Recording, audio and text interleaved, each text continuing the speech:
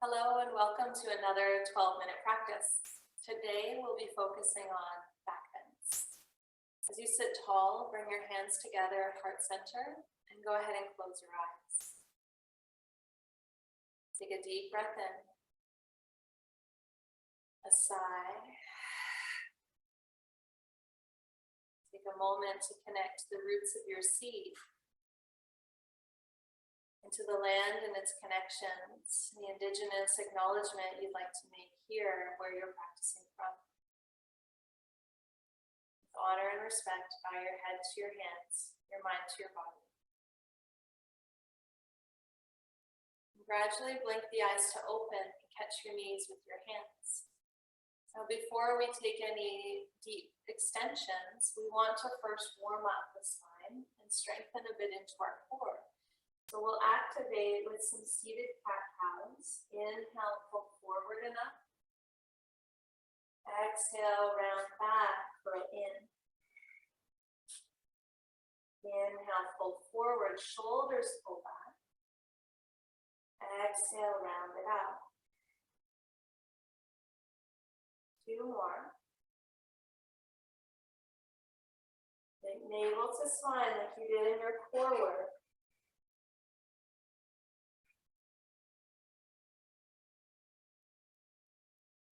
And on the last one, you'll make your way onto all fours. You can roll over your ankles or sweep your legs around on the side. Now as you land on all fours, tabletop, then you have access to your tail here a little more than you did seated. So let the tail rise, the heart lift. Try not to lead from the chin. You'll hear how my voice changes, but look off the edge of your mat so that there's a nice long curve in the spine. And then round it out, tuck the chin in, the tail under. Now start from your tail and ripple through each wave in the spine. Exhale, tuck under from the tail, ripple all the way back, up and through, chin to chest. And one more.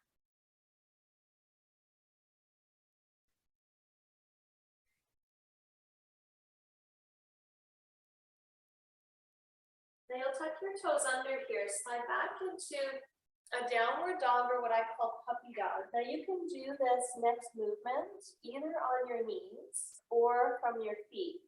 I'm going to show it both ways. So we'll first do from the knees. Reach the arms way out in front and then come forward to a plank. Breath in. Lower 2 inches. Exhale, bend the elbows. Lift your feet. Pull your heart forward, lift your knees, up dog, chest up, chin neutral. Knees down, hips back, tuck toes, puppy dog. Now you can do that one again here, or lift the knees in downward dog. Come forward, top of the push-up. Knees up or down, lower 2 inches. Flip the feet. Knees are still lifted up, shoulders back, chest open. Roll over the toes, downward facing dog. Now whichever version you're doing, let's do 2 more. High plank, lower, up dog, downward dog or puppy dog. High plank, lower, up dog, downward dog or puppy dog. Now walk your feet towards the top of your mat, come to a seated position with your feet flat in front. Go ahead and lie onto your back. Neutral spine feels good here. Right ankle comes over your left thigh to figure 4. Use your right hand to steer the knee open. And then reach through the legs with your right hand, catch behind the thigh, and then relax your lower left limb. Now, if you needed to lift your head and your heart when you got here, focus on getting the head and the heart back down. If the tail lifts up, press the tail down. Try to maintain those natural curves in your spine. For 3. For 2. Why we're doing this is to open up space in our lower back. Releasing the hips is really key. You never want to go straight into a deep back bend without first opening up the hips, engaging the core, and moving the spine in many directions. Let's release this side. You can extend your right leg as needed. Hook your left ankle over your right thigh, press the knee open. Reach up, catch the back of the thigh, head and heart back down. Right ankle, foot relaxes. Left ankle is in flexion. There's no wrinkles in the inside of the ankle. We call that anti-aging yoga. You don't put the wrinkles there, they never come, right? Shoulders back, take a breath. Full exhalation, 3.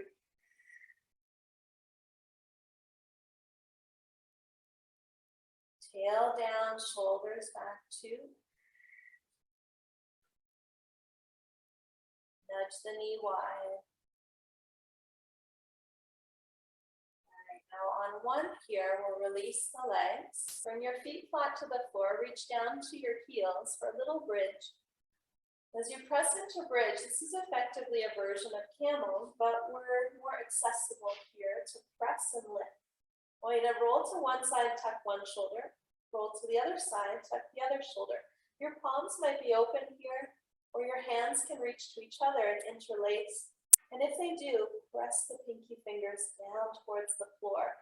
Look to the ceiling at one point. Try not to move your head around for 3.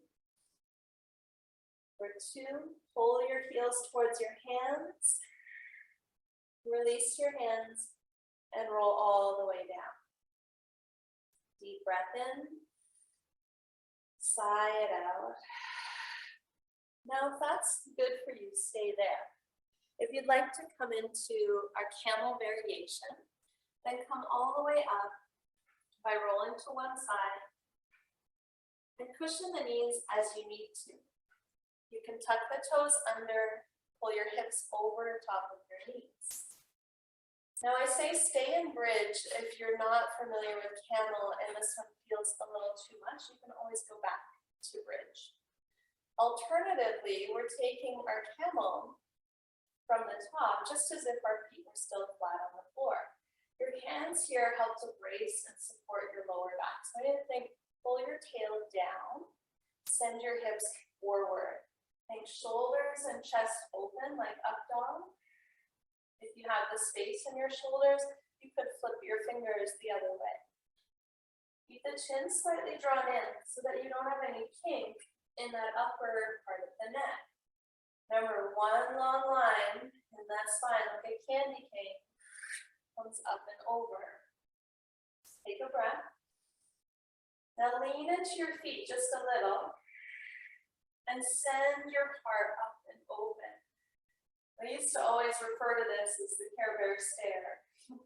Like you're opening up your heart and shining it out into the world. Bringing and sharing love all around. Breath in.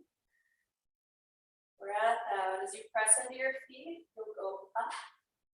Release your hands. Flip your feet. Sit onto your heels. It's important if you're in bridge or if you're in camel with me here, you come back to neutral, which is straight spine.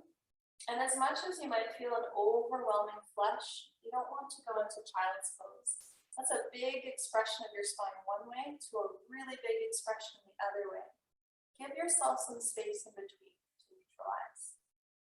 I'm going to do that again. If you're still with me in camel, if you're still on the floor for bridge, you can stay there. Do another one. Think heels wide, hands to tail, shoulders back, tail tucks forward, breath in. Breath out, slowly arcing. Where you meet resistance, don't force. Press down into your feet to go up a little higher. If you have the space, you might slide one hand down, catch your heel. Try to pull your heels off the floor and maybe catch both heels. So if and when you do pull your heels and the feet press down, you release And spring back up. Flip the feet, sit back onto your heels. Camel is known to unearth some of the heaviness, the weight of what's been going on in life. If you feel a little nauseous, it's normal. If you just ate and you feel nauseous, very normal. Take a few breaths. Try not to stuff it back down, but let the energy flow. Perhaps something needs to move. Let's do one more. Come on up. This time, option to keep your feet flat. Widen your feet just outside the edges of your knees. Hug your knees towards center. Hands onto your low back, wherever is comfortable. Shoulders back, chest up. Option to tuck the toes again here. Full breath. Take your eyes up a little higher without letting your head drop back. Squeeze the inner thighs towards each other. Option to reach back. One heel and the other for 3, for 2, one more breath. Press into the feet to spring back up to center. Sit back onto your heels, knees together, palms open.